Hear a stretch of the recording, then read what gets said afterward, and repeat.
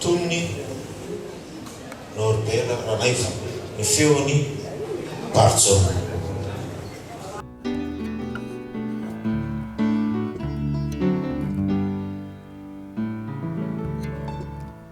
Mandefa eritreriteny lasa vetsovetso foana matsiaro ilay fahiny ro ny lasy izay mimona mama lomalo kendrika makivikivy saina mampitoloko samirery mampamelona taraina toloko minampilofika toloko mahavaky fo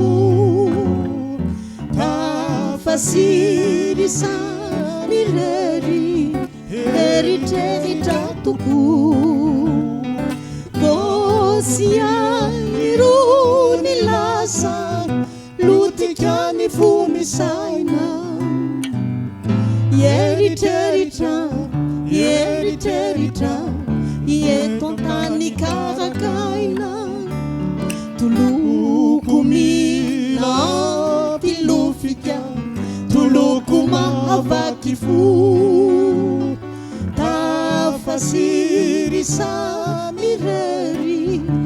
eritreritra toko votsiairo ny lasa lotika ny fomisaina eritreritra